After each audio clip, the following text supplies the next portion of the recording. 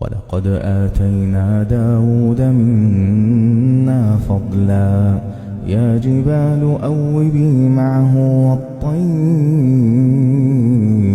وألنا له الحديد أن اعمل سابغات وقدر في السرد واعملوا صالحا إني بما تعملون بصير. ولسليمان